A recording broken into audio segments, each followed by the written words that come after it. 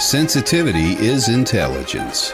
With grace and skill, you have abundance. Welcome to the Psychic Hour.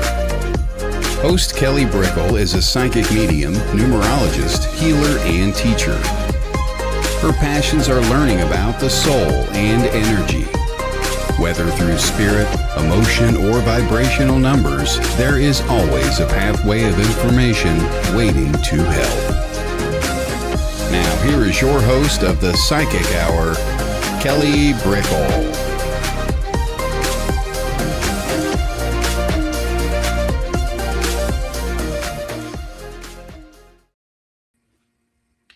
Hello, everybody. Hello. Hi, Colin. Hi, Kelly. Welcome. Welcome back again. We are continuing a conscious discussion of the frequencies and energies that are present with us right now. Yeah. And it's a lot.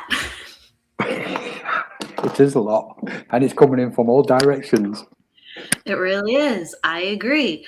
There's been an eclipse, 2 eclipses in the past couple of weeks. There's been a major planetary alignment, and they were talking about, 6 planets. It was actually 7 Plutos in the mix because they don't consider Pluto a planet anymore. It's crazy. I want to talk about. I'm like, I have to Pluto. Tell everybody about Pluto. But just a lot of energy. That's quite selective, leaving Pluto out. Yeah, they consider it. Oh gosh, I should know that. All of a sudden it flew out of my head, but it's too small to be a planet. So it is considered an asteroid. I could be wrong on that, but yeah, no, they don't consider Pluto a planet anymore, and they haven't for like 3 years or longer. Yes, yeah, I remember. Yeah. Is Pluto bigger than the Earth? Or is it bigger than the Earth? Do you know? I think that's a great question. You're making me want to Google it right now because I honestly don't know. Let's have a look. I would imagine it has to be smaller, but I think it's bigger. If classing Pluto as a what? A meteorite or a asteroid or what? And it's bigger than the Earth. It has to, right. I was going to say it has to be smaller than the Earth, but it seems bigger. But it's apparently it is 1/5 the diameter of Earth, and it is 2/3, like 67%, the size of our moon, and 20% the size of Earth's mass. So it's quite smaller. I didn't realize that, but like a snooker ball. Still, it's a significant part of our solar system. Yeah, of course. Yeah. They're playing again. They're playing again? They're playing again. Like they do. They like to play and entertain the minds, don't they? Well, I do think archetypically Pluto accounts for some pretty heavy energy. So it's strange that it's out of the scientific, I guess, sphere. It has such strong archetypes within our culture because we come from so much shaping of Greek and Roman mythology and Western history and Western philosophy. So Pluto is about transformation, regeneration, death, other concepts. So it represents something pretty huge, and it's been with us for a long time. But yeah, that's just my spiel on things. They didn't even acknowledge Pluto because it's not a planet anymore. So they dismissed one of the ancient gods at the same time, then? Yeah. A depiction of one of the heavenly bodies. So there's a lot of theories on what the planets are, but they do think it is a significant representation or actuality of energy. So like they're batteries in the sky, in the universe. or they are connected to portals of energy. Yeah. Right. So they're pretty significant. Mm. In any category you put them in. So yeah, Pluto. Wow, I could talk about Pluto. Could be just cosmic billiards. Yeah, planets could be cosmic beings, or they're connected, like it's a portal to a cosmic being. Yeah. A lot of people talk about like philosophy of what is happening with the planets, and I think they beam codes. I don't know where the codes come from. I don't know if they come from the planet themselves, or if the planet is like a portal, or the planet is a battery gathering. I don't know, but I do think the planets beam codes within the universe, and the planets play off of one another. Yeah. And so the codes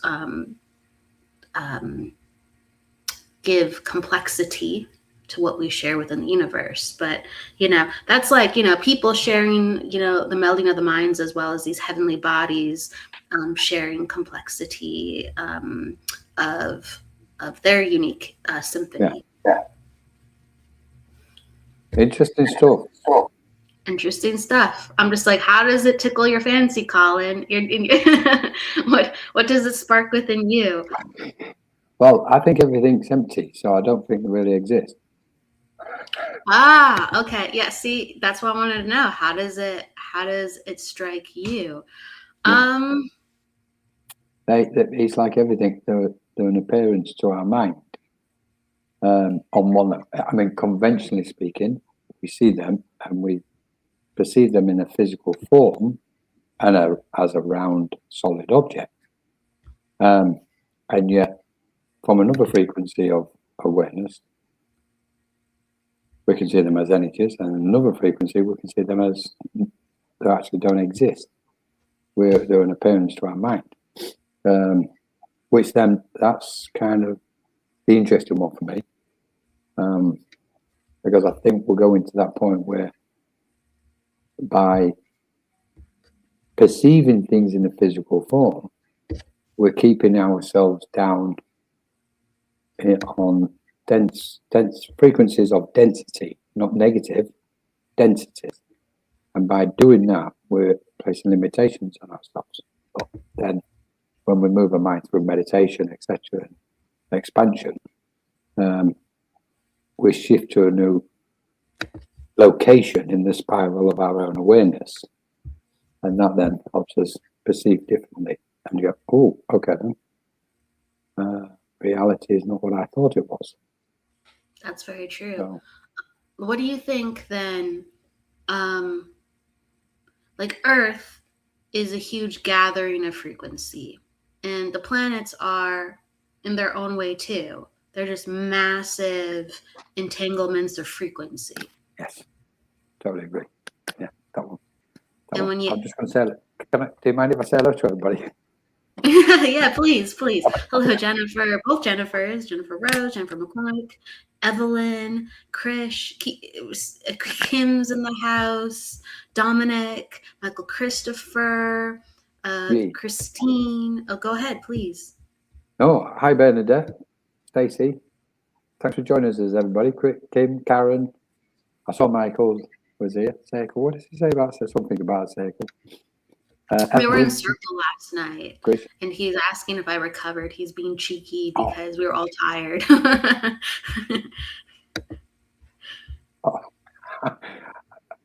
I was curious because I've just literally come off a Circle before I stepped on here and thought, how does he know I've been on a Circle? Hi, Michael. Yeah. Nice to see you anyway. It's just very relevant. Jennifer Rose. Hi, Jennifer. Thank you, Jennifer, for last night. I'm not going to tell you what happened, not in public anyway. Kellyanne, hi. Thank you so much. And I owe Michael's in a big apology, so if he jumps on, Michael, I apologize.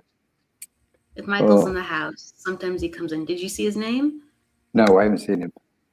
Okay, but we love you, Colin.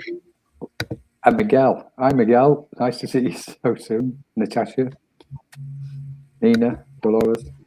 Anyway, thank you everybody for joining us. I love it. Thanks, Kelly. So the massive, swirling, massive. I think my understanding is this.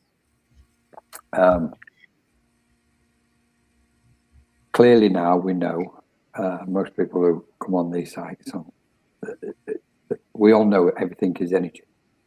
So that's kind of like the initial stage after the understanding the solid state of matter, what we perceive as a physical body, table, cars, buildings, etc. My understanding is that we're now searching inside that energy. We're kind of moving into understanding what type of energy reality actually is. So as far as, let's say, the physical body, the mind has generally perceived it as this solid state. Now the question is starting to come, does the physical body actually exist? Do we have a physical body? Is it actually physical? We can say the physical body is just simply a name or term, what's been given this form. We know when we meditate, again, once we meditate, we're moving our mind, and we're moving our mind on a spiral of truth, so to speak, to a different location on a spiral.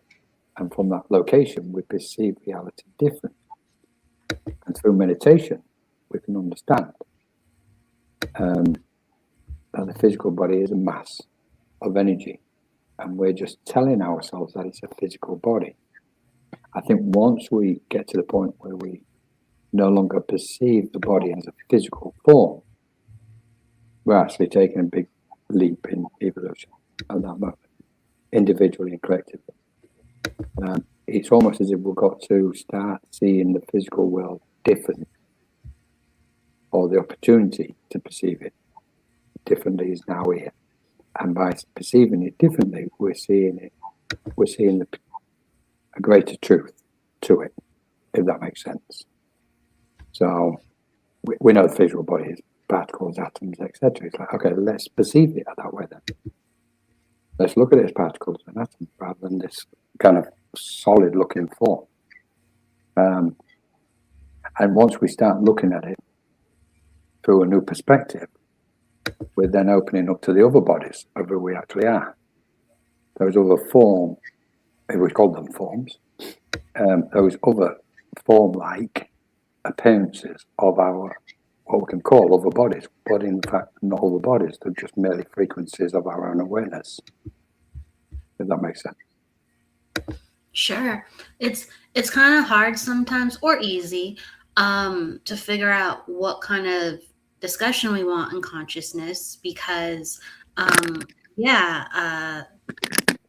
we are creators of our life, and it's way more complicated than us, perceiving this reality. This is not it. It is only a piece of it, and it was designed by us because we've co-created to be here.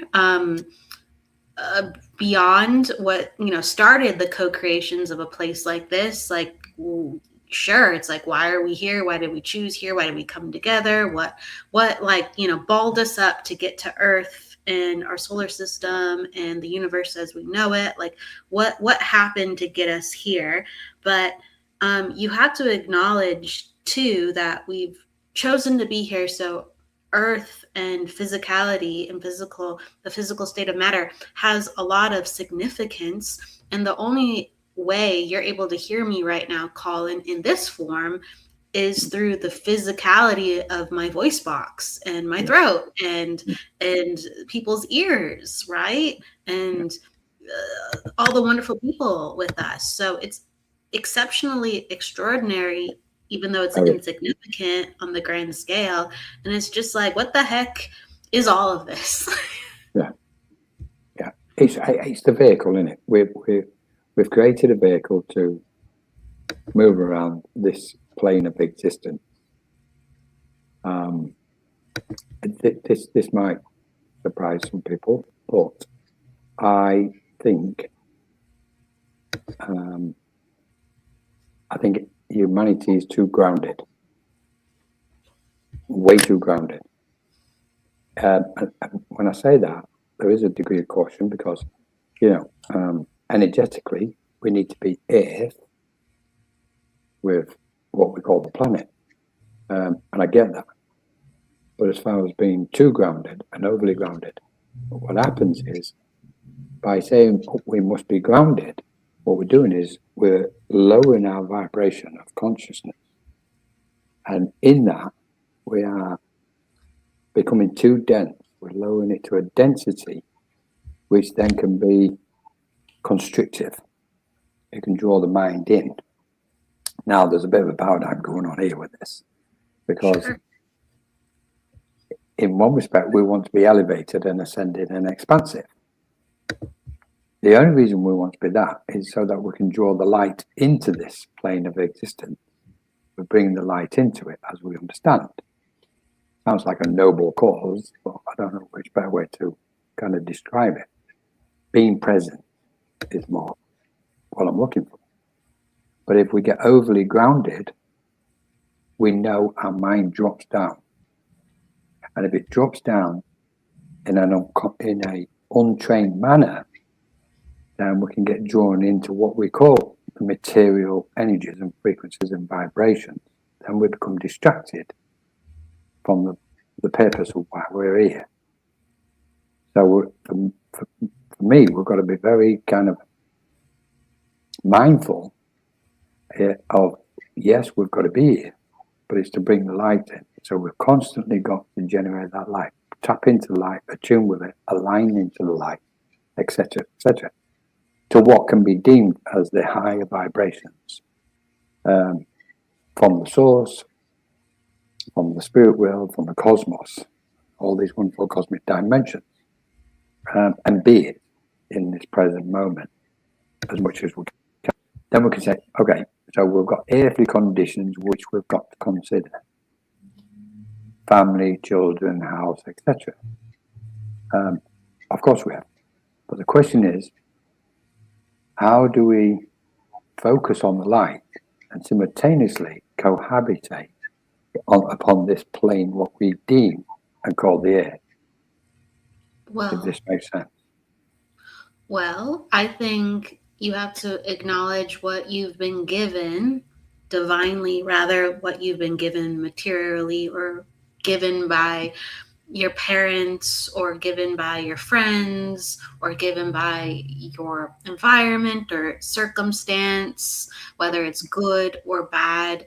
You're given a body, a vessel, and that's yours, even though maybe, right, your parents, or the people who brought you into the world with their biological mechanisms, that's yours, and you get to program that to whatever precision you can, whatever consciously you can do with it. That is yours, even though sometimes it doesn't feel like ours, our vessel, our body. Sometimes we're just like, I don't feel like this is real, right? But this is the only thing that ties us to the material world. Like we have physical senses. We have way more senses than physical senses. We're so much more than this, but the physical senses are so visceral, and they are our lens. They are how we experience around us. So I think that it is really important to take what is ours and has been given to us through some type of, you could say, divine choice, divine contract, whatever it is, you've chosen to be there, and you're there. We're here, right? And we make the best of that. And if it is in service with our vessel, if it's our energy and our body are aligned, if things are congruent and integrated, usually very beautiful energy comes forth, and we are thus healthy. We are thus in joy. We are thus in, synchronicity to a lot of other things that start popping up around us. But I know that if I don't mind my physical body, it's like my spiritual gifts, they can't really do the full effect here because I have to use my vessel to play full effect here. You know, Yeah. I have to acknowledge this part of me because I'm here now to go, all right, this is my vehicle. So, Yeah. Utilize the frequency of heaven on earth. We are much more than earth. I don't think we should ever start from a place of earth, but we have to actually cultivate energy to bring it down because we've chosen to be here. So I do think earth should be taken seriously because we are affecting, creating, bringing forth consciousness, bringing forth energy that we can't do anywhere else. And that's why we've chosen this playing ground, this atmosphere, this landscape. But it has to mean something, right? And it can't be like, well, the United States is important because we stand for this. Russia's great because they stand for that. UK is amazing because we've done this. It's just like, why are we here? Why are we here? Like, it supersedes what's come before us and where we think we're going. Just why are we here? Yeah. Good question. And why is consciousness present? Well, the question is. Go ahead. Sorry, Kelly. It's like, of course, I agree with you. I think one of the early stages of development is the acceptance. No, is the rejection of the physical body by a lot of minds. I'm not comfortable with my physical body. It's telling us something. It's telling us there's something more about the physical body for me. And that's one stage. And then we get to the point where we have this acceptance of the physical body because we found some kind of, or some degree of acceptance about ourselves within our consciousness. And that then permeates into the physical body. And it reflects it. We see it. Some people are comfortable in the body, some people are not. And we see this, we talk to people, we hear it. And then we move to that next stage where, as you just beautifully described, bringing consciousness, bringing the light into the body. And we know the more the consciousness is clear or has a greater clarity, our senses are profoundly heightened. Smell, touch, taste, etc. So the vehicle is there for a specific reason. Almost, you can say, I don't like using the word, but it almost anchors us or anchors our soul or an aspect or part of our soul in this area of the cosmos for whatever reason that may be.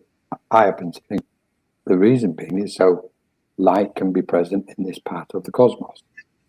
So they're all intertwined. And then the question is, where is consciousness in all of this? Where is consciousness in the body? What is consciousness? Where does it come from? There's so many aspects and questions regarding consciousness. And then when we place consciousness,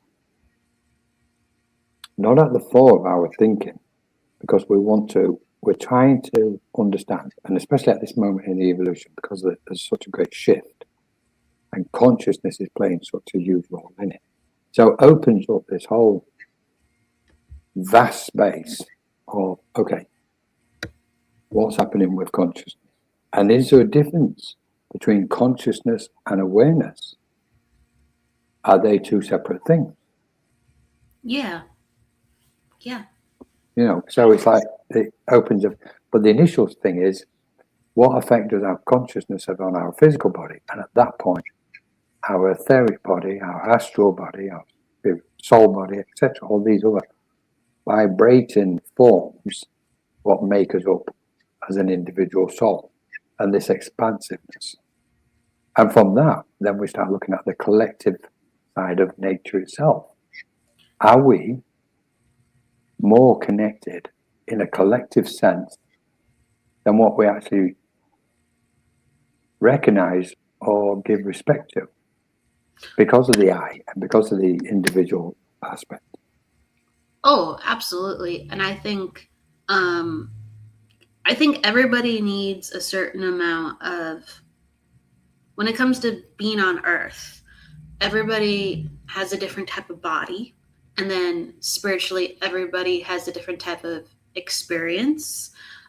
So we all have these different frequencies and skills, and we can draw upon that. And we have, I think, unique energy reserves, whether something goes well for us or not, where we just can pull energy from regardless. And then there's these new parts of us that are coming to being when we don't have the right mix of what we need for that moment, and we don't have any prior experience of that unique moment or something like that.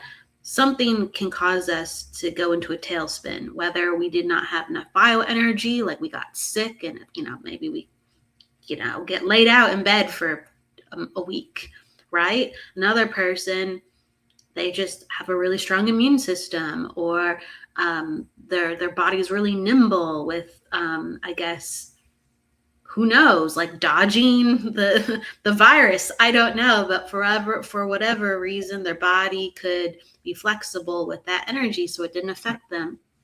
And I know, so Michael Christopher referenced like, hey, like, did you recover from Circle last night?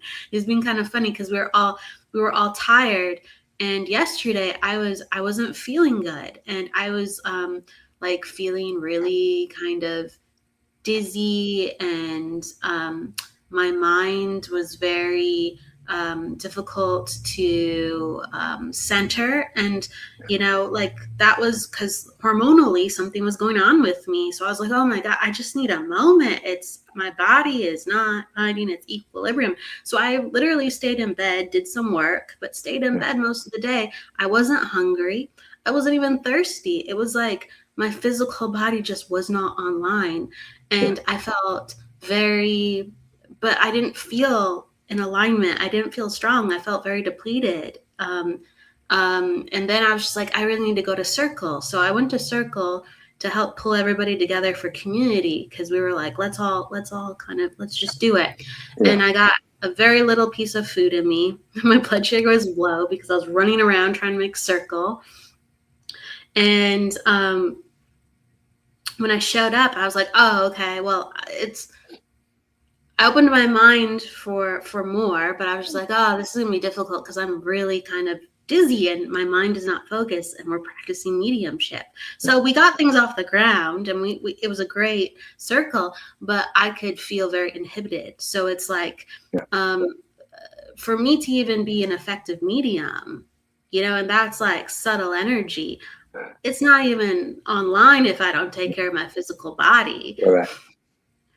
But so I can't even do my purpose. I can't even do my purpose if my will's there, if I'm not taking care of my physical body. Yeah. This is a classic. But, it's not very good. Oh, okay. The connection's not strong. Correct. This is a classic. I think you just raised a very important aspect, which is very relevant in this precise moment on the planet, Kelly, which is the need to be vigilant to keep our tanks topped up. I think it's so, we know Spirit's been warning about this for many, many years. Prepare, protect your mind, etc. There's been a handful of basic stuff which has been constant and consistent with Spirit, because obviously they see this time approaching, what we're in at the minute, where the shift, I'm referencing this shift of energy, or shift of human consciousness, and that sense of vigilance is so important at the minute, that we must keep our tanks topped up. It's imperative. Otherwise, we know the consequence. We're starting to see the consequences. Our energy is going to drop. We're going to lose that alignment. We're going to lose the clarity. And then we're going in a circle, and it's like, oh, if watching all over the place, if he, and etc. But that's a natural process of evolution anyway. So, it's not as if, well, we'll leave it at that. We know we're evolving to a point. The other aspect, though, is we know the cosmic waves are having such a profound effect upon us and our energies at this time, such a profound effect. So put that with the global affairs, then, we've got a bit of a mix going on here. We're changing, our energy is changing, and not just the physical, but we know the rest of the forms we have, they're undergoing a process of change to bring that alignment, that new aligning to the light kind of concept in. And at the same time, there's a massive dense energies circulating the planet at the moment, which is throwing a lot of people off. And then, of course, you've got the cosmic waves constantly washing in, sweeping through the auric field. And there's awakenings, there's chaos, there's everything is going on. The list is endless, and we know, a lot of people here know about it at the minute. For me, it's imperative and important. And the signal, what I keep getting from Spirit is, there'll be moments, it's funny, there'll be moments when the messages will be sharper, trance will be clearer, or the channeling will be clearer, and there'll be times when it won't. And it'll be because of certain factors.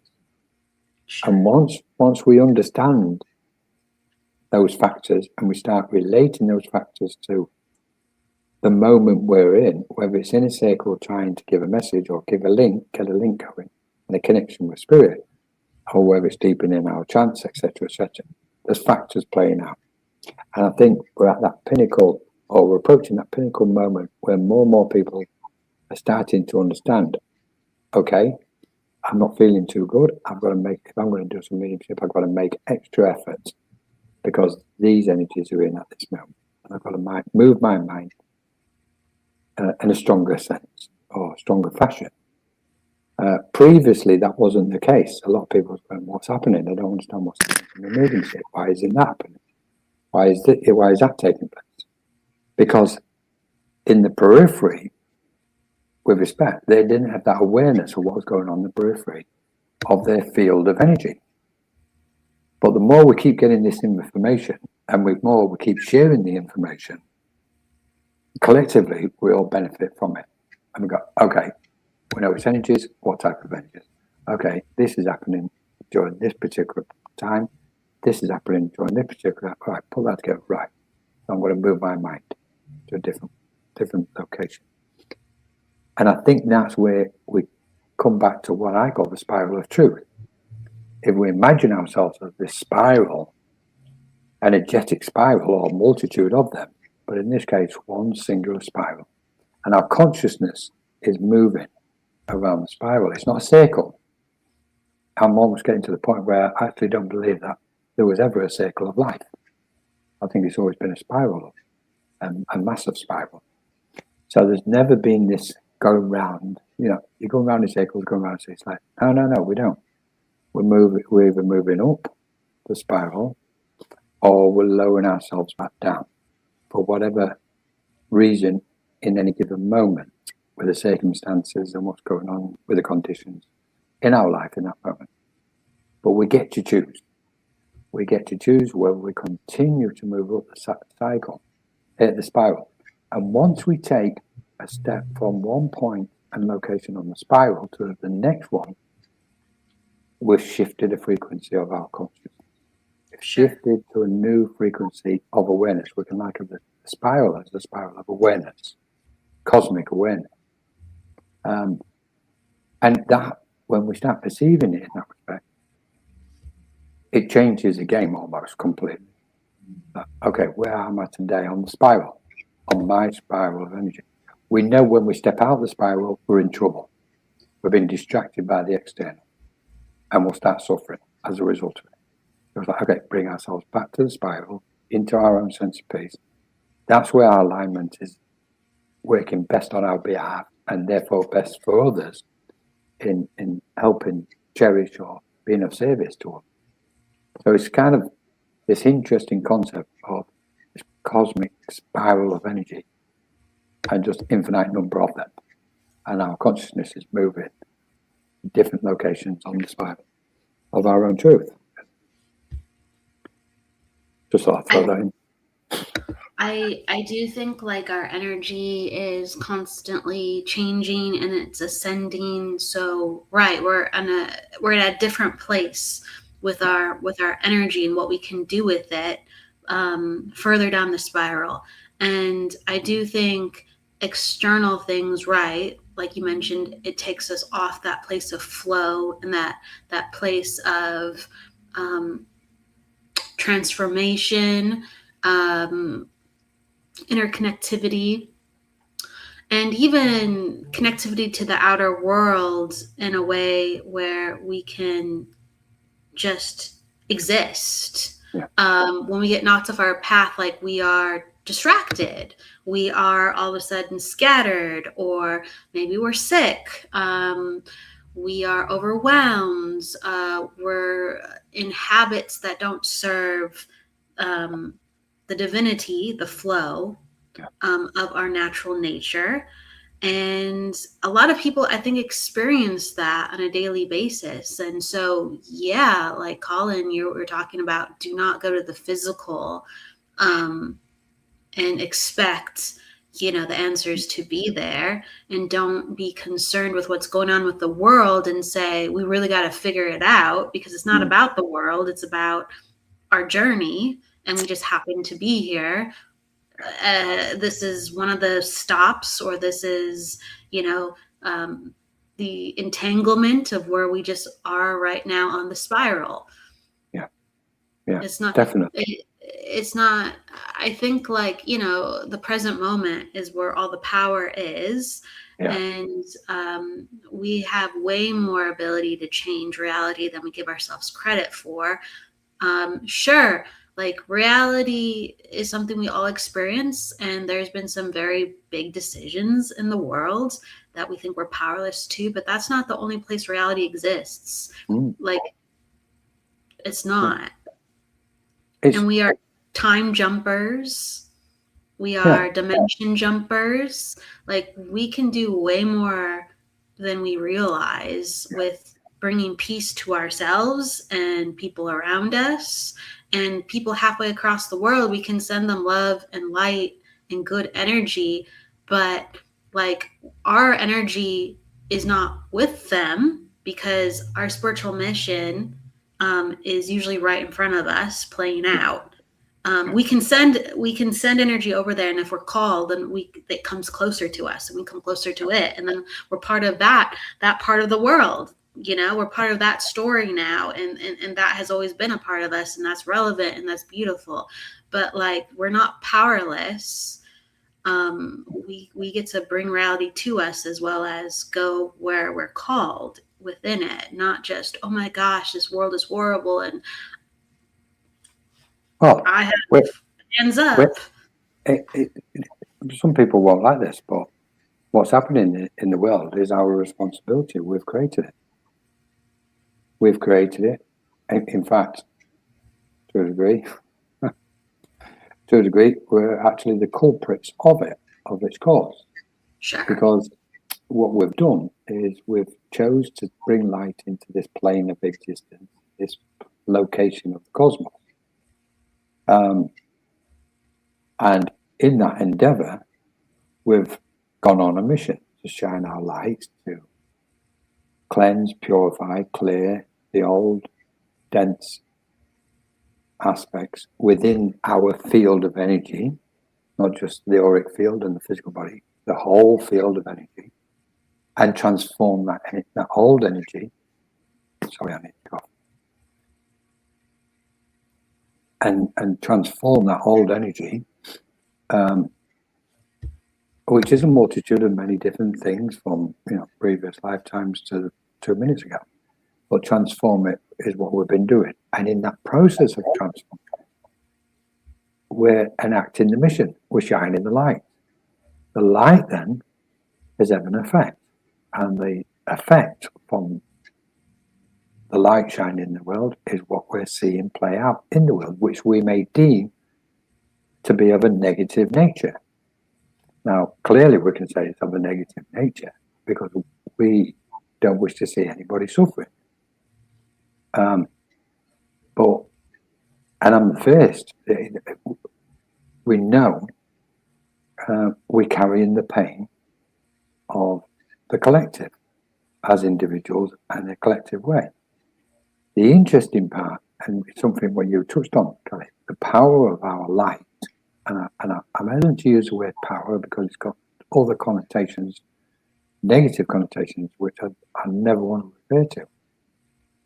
But the power of the light of who and what we individually and collectively are, when that light is emitting, radiating, so to speak, we don't need to send love out.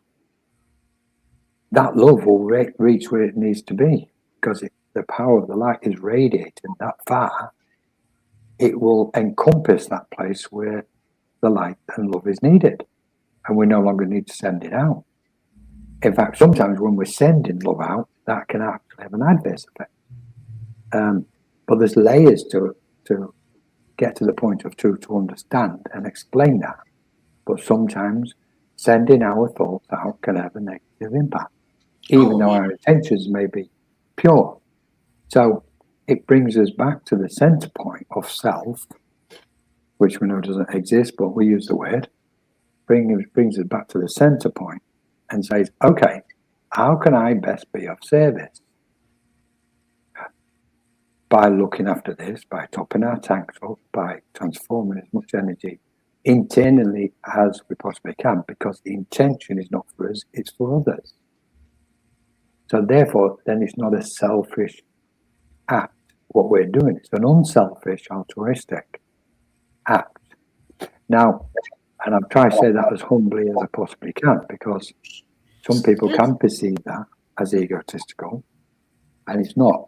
It's the intention is, and it's not always about intention. Intention can get in the way. Often intention, well, my intention, like, just be it. Just be. You know, there's no intention in being.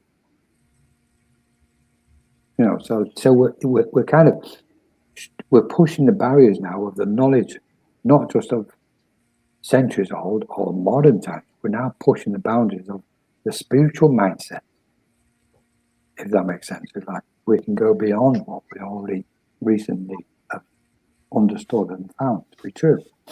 Anyway, I'll be quiet. No, yeah, hey, whatever is floating your boat. I do think it comes back to us because we can't control anyone, nor do we want to control anybody. And the more, like you mentioned, filling our cup, topping ourselves off, filling our tank, you know, the more we'll be of service, or the more we can transform and let that energy overflow. Like, you know, thy cup run, you know, it's full and overflows, and that energy pours out and helps others just by nature of your own flow, like your own love, your own alignment. It's true, like, and just the concept, like, of what we know in science with meditation, when people come together within meditation and they either just meditate in the space that they're in, the surrounding crime rates go down because they're just sharing that energy. They're just sharing that energy, and it's dissolving the conflict that is there with that energy of, you know, stillness, of inner peace, and it's sending that out, and people are holding onto it whether they know it or not, and they are less programmed to just, you know, do the physical thing right in front of them, or the reaction, or whatever they've gathered up prior. So, like, you know, it really is up to us how we can share the energy with the world, and we can dissolve things right next to us, I think, in great effect a lot, just because of the physical nature of things, with the way the body runs and the way the energy is shared, but also millions of miles away, thousands of miles away, and who knows, you know, what that lends itself to the universe. Because people can feel things on different planets. People can feel things that are nowhere near us and say, hey, I think I had a past life here. Hey, I think there was a beacon of a message. Hey, I think my guides are from the star system. We are so deeply interconnected. As long as we take care of ourselves, things are going to get better. And as long as we're enacting our purpose, and it doesn't have to be a magical, oh, I found my purpose. You're living within your truth, and you're saying, I feel good when I do this. A part of me is coming alive. A part of me is opening. Energy is opening. No one can Kelly, take it away. I totally agree with it. It's like I often think some of the most important positive actions are taking place in places unseen and by souls never heard of.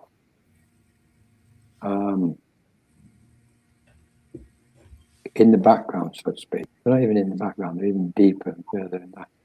Because they're simply being. They're attaining some kind of profound cosmic realization within themselves and simply being present. It's that classic case, isn't it? We don't know who we're in front of at any one given time.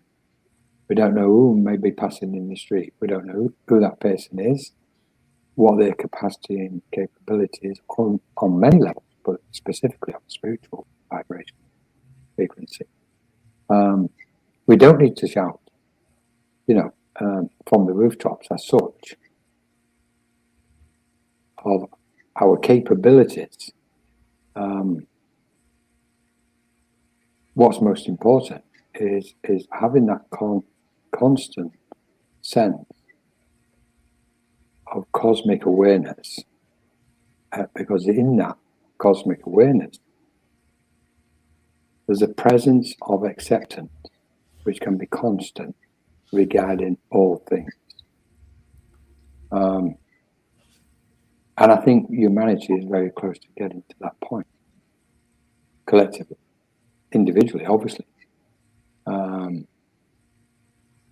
We've done the classic. We've filled ourselves up when we've been emptying every day. We've been attached instead of detached. Attachment is a cause of suffering. So then there's a struggle to detach from that attachment. And there's pain in that, when we could say non-attachment.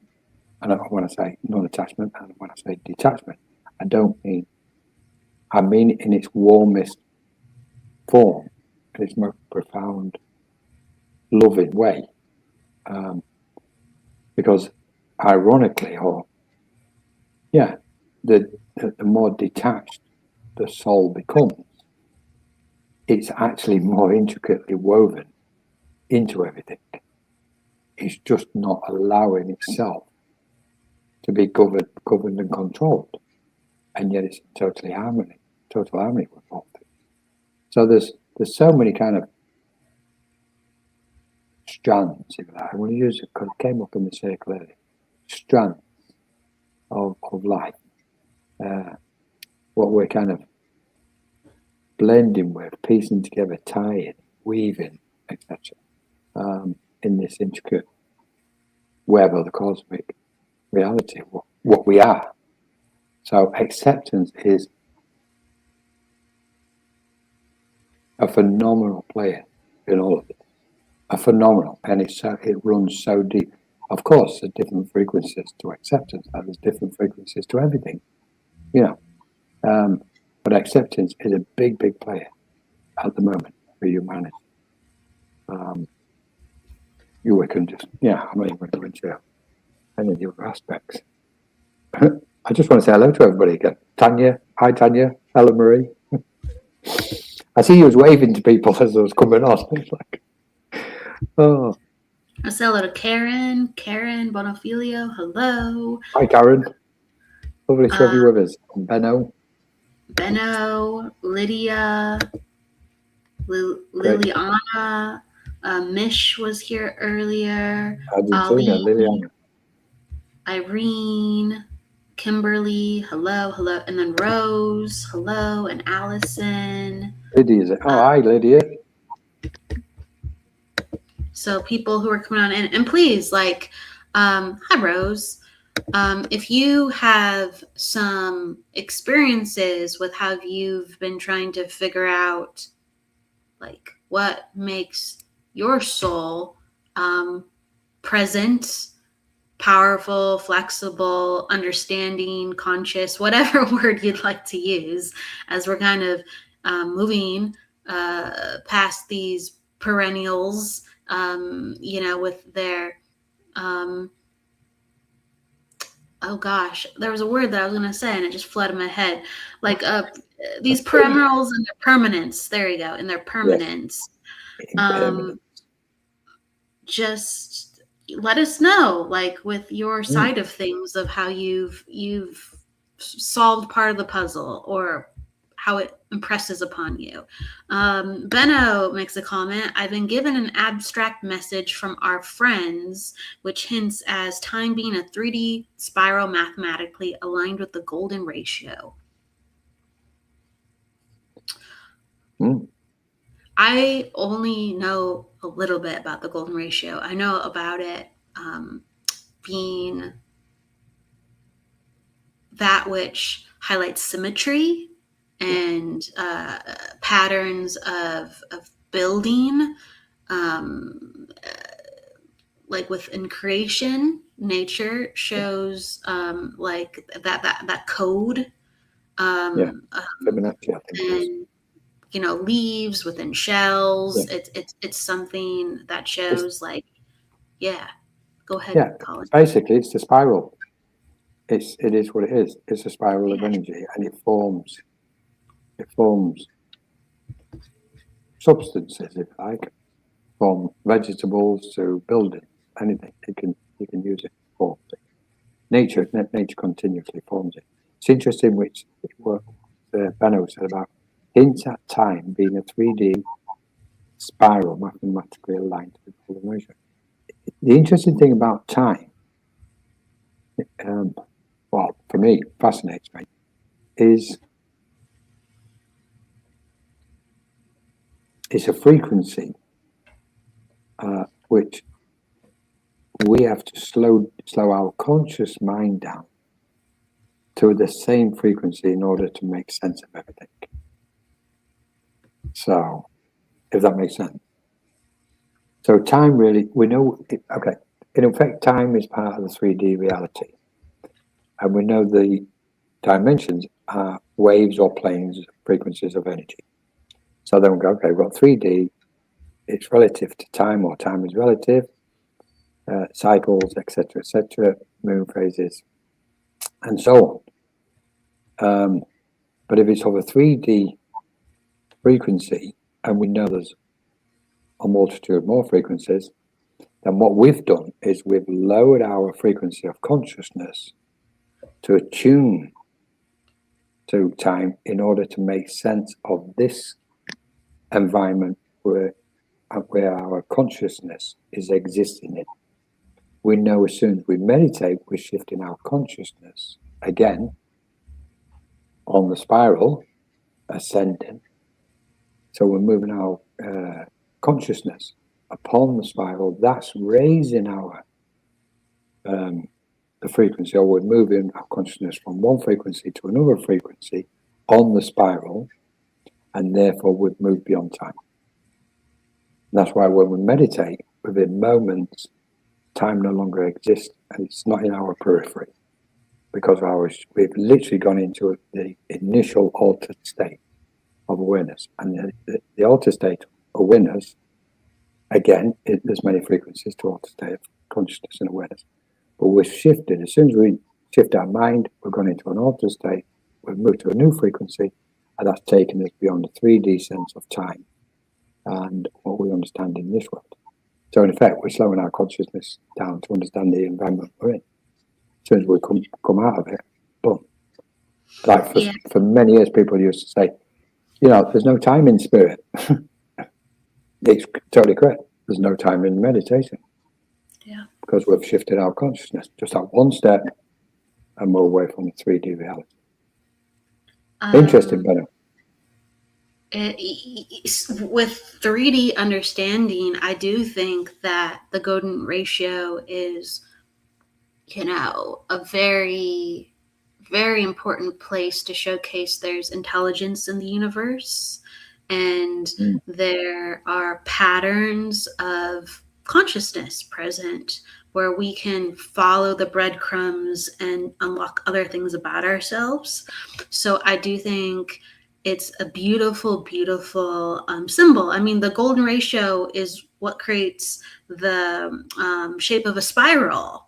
So like rock on, right? So it does make sense. It's a 3D shape, or sometimes a 2D, depending on the spiral.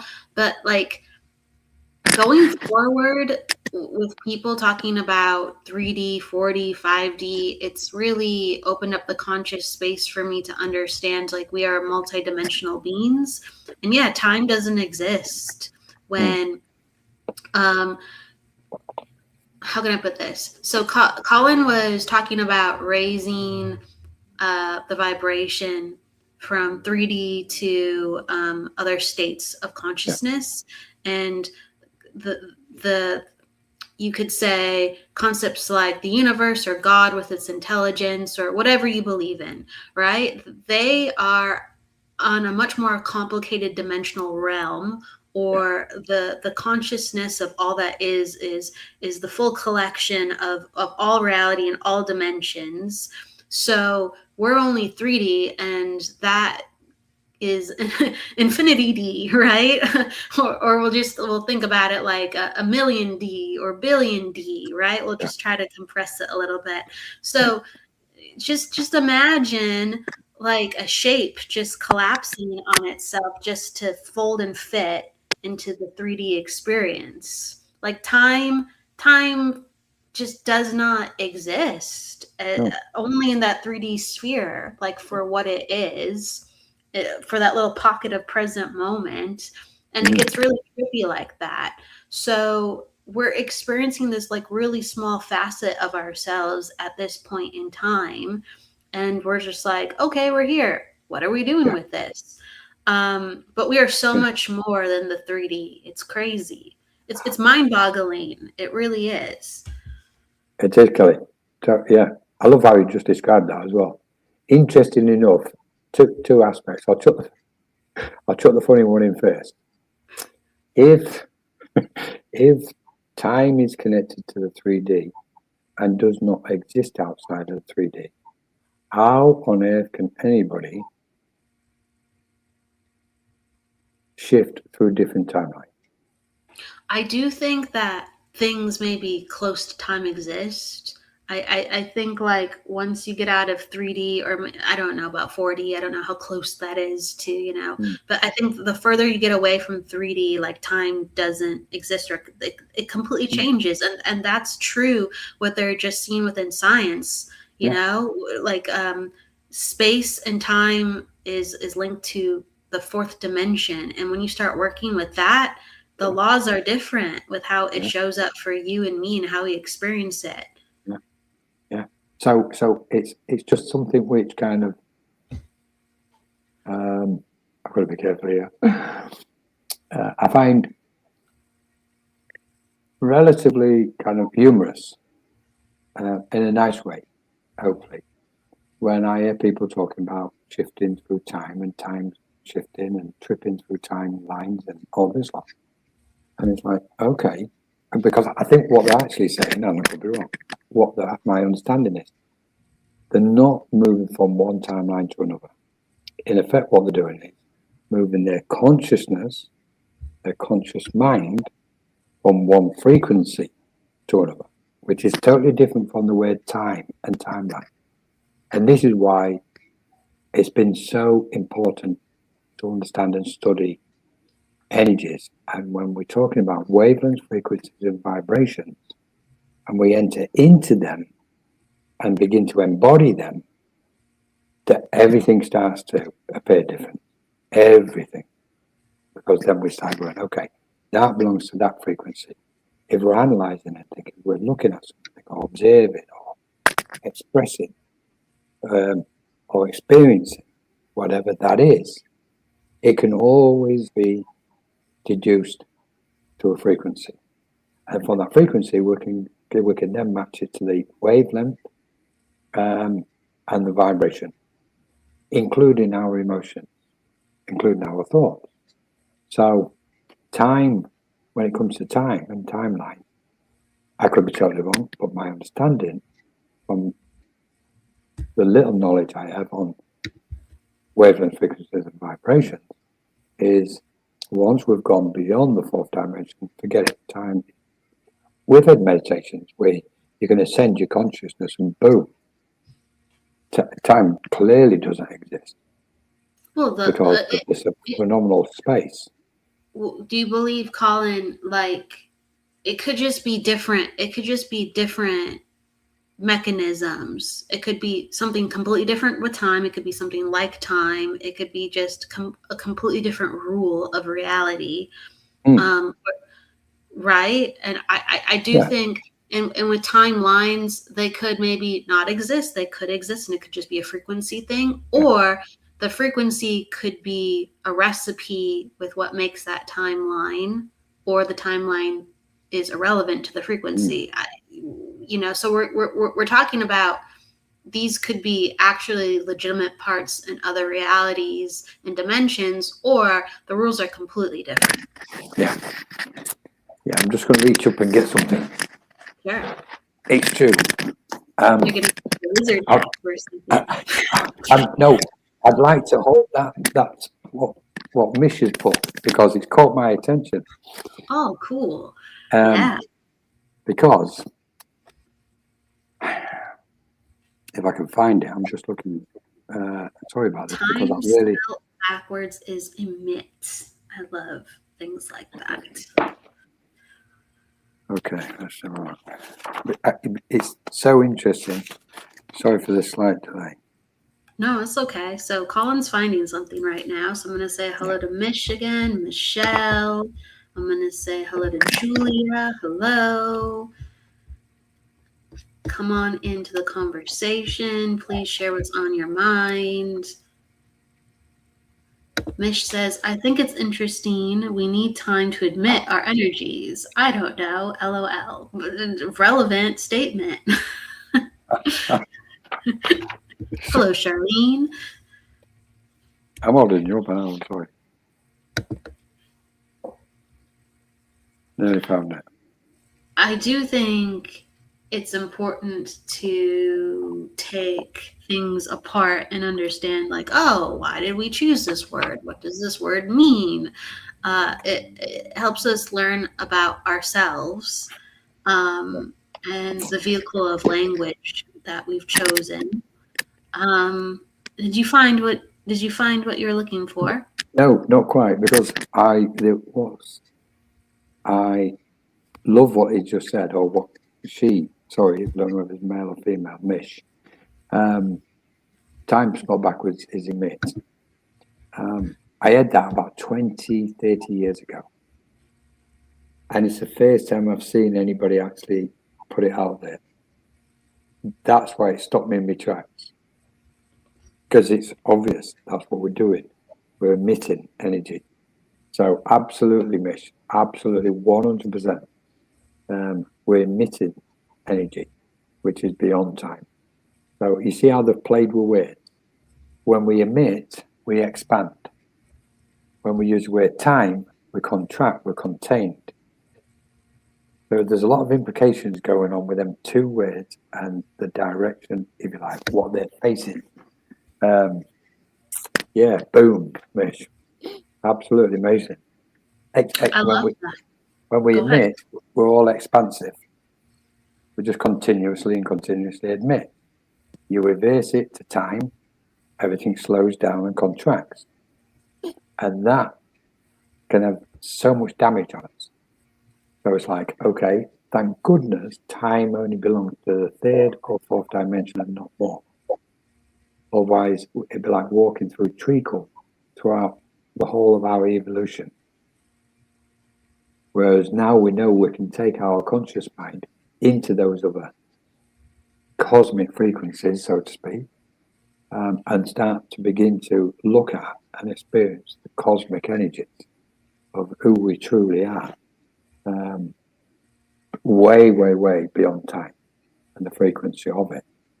So the collective aspect at the minute, which I wanted to put in, Kelly, is my understanding is we're moving now, we're kind of tripping, if we use that word, trip like fantastic. We're moving to a new spectrum of reality. We've been in a spectrum of reality where we have each associated with each other through thoughts and emotion, empaths to it. You know, I understand, I feel how you feel. Okay, well, obviously we can all do this because we're sentient beings, so we're sensitive, everything. And the reason why that's been possible is because we've entered into a space where there's been a specific frequencies of wavelengths, wave bands. That means we've been existing within a certain cosmic spectrum. Now with the awakening and the shifting, we're opening up now into that next spectrum of frequencies of cosmic awareness. And immediately, as soon as we do that, we go, okay, I'm feeling the expansiveness. I'm moving beyond this reality, which I've always understood, for whatever reason, and rightly so. However, it tells us there's going to be a multitude of all the spectrums of realities. And this is where it starts to get a little bit, if you want to enjoy it, it starts getting mind-blowing. And it's all connected to the cosmos and what may or may not be beyond the cosmos. And when I say cosmos, I perceive that as the whole. You know, that's how I use it, rather than describe the whole or everything beyond, because it gets complicated. Language is failing us sometimes. And this is interesting because the more we push the barriers and drop our limits, self-imposed limitations, and become the frequencies of energy which we know we actually are, rather than thinking of them, we start to embody them. Then we're going with the flow of the cosmos properly. Then, sorry. May I ask too, because like one part of this, and I want to go to Kim's question in just a minute. One part of this is like, how can I put this? On one spectrum of thought, we're coming into knowing who we are, evolving and expanding, remembering, getting back to the true course of what we need to look into to call back our power and who we are. Maybe there's that, line of thinking. But then there's another part where it's like, conceptually, like we chose to forget and just to experience life in this more constricted way to teach us something that we could not possibly know or begin to connect to if we had the vast expansion of the universe at our fingertips or coursing through us. So on one end, it's like expand past, the limitations. On the other hand, it's kind of like be present with where you are because there's a reason for it. So I think it's both. Yeah. It's all things. I totally agree, Clay. I think it's we can include those what you've spoken about, but the most important one is the present. I don't believe for 1 minute we are going back to the past. I almost find that absolutely ridiculous to think that we're going to be doing that. In fact, it's got certain connotations. And I've got to be very careful here because it's almost revealing ignorance in a mind what thinks that. Because it's yearning, there's an insecurity, a mental and emotional insecurity within that mind of a yearning to go back to those previous times. How about, but I'm not looking at it in a past, present, future. I'm looking at it as in the present of what we are, let's explore an aspect of this dimension that we That's have. where I'm coming to. Yeah, that's the part I'm coming to. Yeah, Okay, because sorry. Go yeah, ahead. sorry. Yeah, I'm going. I'm riding a bike. I'm going to sit and read. Okay, continue to pedal. Okay.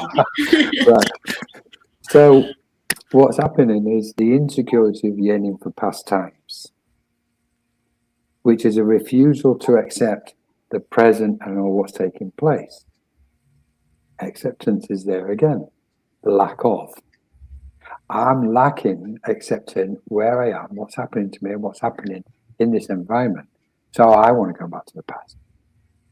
Okay, because I had this and I had that, and we had these powers and we had this. No, we didn't. What's happened is we've chosen this exact journey with precise meticulation. If we don't believe that we haven't chosen it with such precision, we're saying by extension there's a problem with the cosmos and the cosmic order. We can't on the one hand say there's order to the cosmos and then pick fault and say, oh, the cosmos made a mistake, I want to go back to the past. So, and I get this kind of journey to the present. That's what's happening. Humanity is moving to the present. It's coming from the past to the present. And it can't refuse to be in the present and wish to journey back to the past. So when we get into the present, it then becomes all-encompassing. The past and the future is here and now in the present. And once we've got the acceptance of the present, we then can accept the past and the future and go, okay, everything just is. We can change it. We're creative beings. We're transformers of cosmic energy. We are cosmic transformers. That's why we feed ourselves energies. We're feeding ourselves experiences. Why do we want the experiences? I deem that experience, if we use an example, to be a painful experience. Well, it's painful because you're tripping on a lower vibration of your emotional frequencies. When you get to the pure frequencies of the emotion, of energy emotion, that's not a painful experience. That's one of the best experiences I could have ever had. And what I did is I gathered energy from it and I put it in this pot and I put some more in with it, and that created my awakening, and that creates my awakening every single day because I'm transforming the energies from the experiences I'm gathering towards me. From that point, we're doing it in the present. And the magical aspect is when we need the past, we've got a clear mind to recall it in an instant. It will just come to us. We'll think it in an instant. We do it all the time. And that's why we say, oh, I forgot what I did 10 minutes ago. But 20 minutes ago, you remember it because it's there, present. And you go, well, okay, where's that supposed to come? That's supposed to be my past. And this is where we get into the perplexity of the past and the future being present, which is for another occasion for me. So what we're talking about here is accepting consciousness as a cosmic experience and being transformers in there with it. And we simply need to accept it. Nothing is a problem unless we perceive the problem. Now we can say what's happening in parts of the world right now as we're talking from the comfort of our homes. Correctly, that is an issue. That needs to be dealt with. For some reason, we don't wish to perceive that. We don't want to see it. We don't want to feel it. That is our spontaneous compassion of the light of our soul coming to the fore, saying we wish for a better world. And in this process of spiritual awakening, we're materializing that better world. And at the same time, we're able to ignite the flames of deceit and deception around us in order to bring it all into light, so to speak. So, meanwhile, back to Kimberly. More good things to think about with our potential. Absolutely. This is a last question we'll highlight, and then we will start to close, but Kimberly asks, can I ask you both, do you think a lot of awakened people understand that we are more than the material and programming we have all experienced from a young age? I don't think everyone who's, I guess, awakened knows that, because there's so many different areas to be awakened in. There's incredibly intelligent, compassionate, empathetic people that don't think about these things, and they're just like powerhouses with how they help people and heal and give good to the world and know where to go and what decisions to make, because they're just really in touch. So not everyone thinks about it, but for people who have touched this area about why are we all here, consciousness, where do we come from, who are we really, I do think it's something that comes up now so more commonly than not. If you're in the spectrum or area of why are we here, and am I a spiritual being, what is energy, I think you have to go back to basics, like really basics of like, what am I? I'm matter. Okay. And what am I? I'm thought. Where do those thoughts come from? What am I? I'm emotions. Where do they come from? And you get to questions and realizations like this. So it depends how they're awakened and what area. That's how I would say. How about you, Colin? Yeah, I would totally. Yeah, I think it's a brilliant question, Kimberly, by the way. I totally agree with what you just said, Kelly. It's almost, we can say, it's all according to perception. Every awakening, what is an awakening? We can say an awakening is the expansion of the psyche. The psyche expands to a point where it starts questioning or has certain experiences outside of that, what is commonly known as 3D reality. It begins the questioning process. And of course, like a multitude of facets, each facet of a, if you like, cosmic crystal is revealing a truth, and each mind is facing, or it maybe we can liken each mind as a specific facet. So it's seeing reality through its own reflection, if that makes sense. So, and that's why we all perceive in truth differently. But it's not that those truths are incorrect.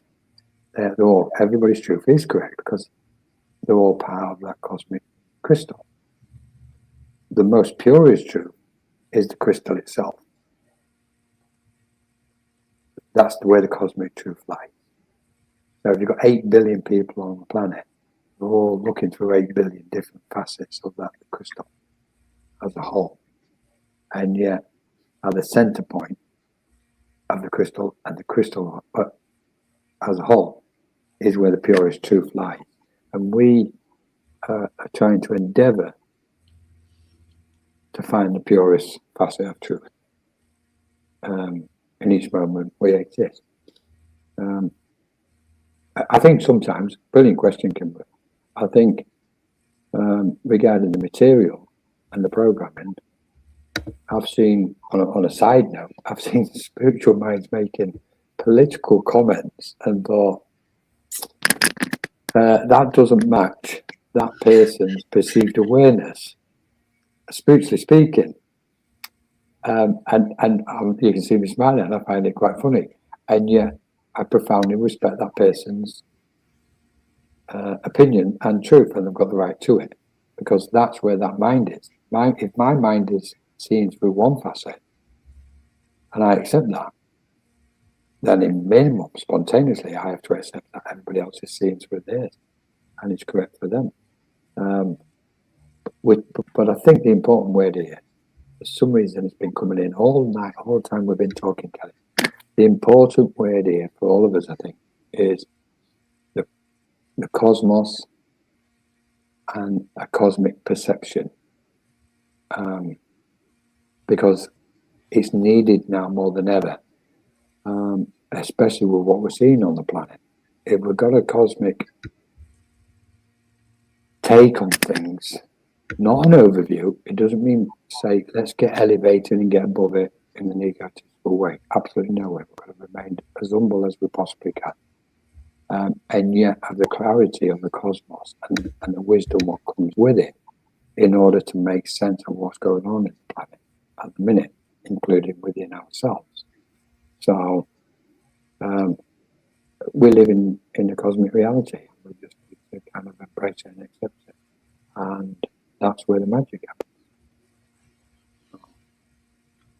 The magic happens in the present moment. So, I mean, if you want the world to be better with whatever you come in contact with it, give it your all. That's what I have to say. Yeah. Yeah, absolutely. Kimberly, yes, we are now continually evolving. However, we do need to understand everyone can. Yeah, Kimberly. Yeah, we're missing each other. Yeah. That's why there's so much pain. We're missing each other. When the barriers of our own ignorance come down and we open our heart up fully or correctly or whichever, doesn't matter, just open our hearts, we'll realize that we've always been together and walking alongside each other. At the minute that humanity is crying out because they're missing each other. Yeah. Been amazing, Kelly. Amazing. Thank you, Colin. Beautiful discussion. Like it's been said before, you are always welcome, and we'll continue to go down the sacred spiral rabbit hole or whatever you want to call it. Yeah. Or we'll get the expansion of. It depends which way. It depends on the direction you want to go on the spiral. I think tonight we've managed to continue in an ascending fashion. If on another occasion, I'm always happy to go down into the densities of the rabbit hole. I think both are needed. Exactly. Yeah, but definitely. Yes, definitely. We are both. Beautiful show. Jennifer says, hello, Jennifer. Thank you so much. She says, much love to everybody. Absolutely. Jennifer Rose, thank you so much. Absolutely. We love Jennifer Rose. And we love Jennifer McCormick. It is really magical. Jennifer Mack. Separation is key. We try to separate concepts with our language so we can understand it. Heidi, gratitude to both. Thank you so much. And to you, Heidi. Thank you so much. And Jennifer McCormick, thank you, Kelly and Colin. Much love, everyone. Much love to you too. Kimberly, Kelly. I want to give people love back. Thank you, everyone, for your kind words. Thank you. With that said, I guess would you like to say anything in closing, Colin? Keep the light fantastic. Please, I suppose from spirit, more than anything, or from spirit. When we say from spirit, it's all cosmic beings now. It's like everywhere, from all of them there. Stay in your peace. Stay in your peace. Watch. Try not to get drawn into the distractions, the external distractions of what's going on in the world at the minute. It's not what is being presented to the public eye. This is part of a much deeper and more ascended event. So I know Spirit trying to warn people, get to the level, get to that cosmic perception. That's why they've been saying it tonight. Get to that frequency, cosmic perception, because then we can perceive the hidden layers, but in an ascended manner, more than what we can perceive the physical presentation, which is out there at the moment. It's so deep, and we've come here to do it, and we'll do it. The light, there's no way the light can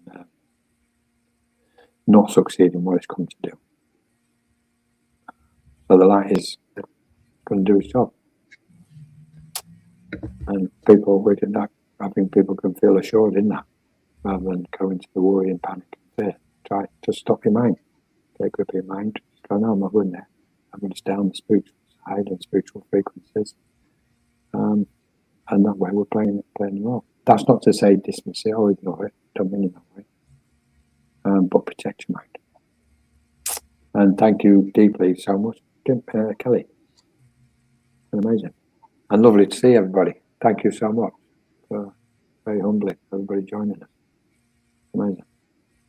Thank you, everybody. And thank you for being a part of the discussion, as well as thank you, Colin, for your beautiful words and guidance as we journey through thoughts, ideas, and epiphanies. With that said, please, everybody, go with love, luck, and light, and don't forget to live. We will see you on Friday for the Psychic Hour reading show and many other shows with Sacred Spiral in between. We will see you very soon. Oh. We love you too, Jennifer. Bye, everybody. Bye, everybody.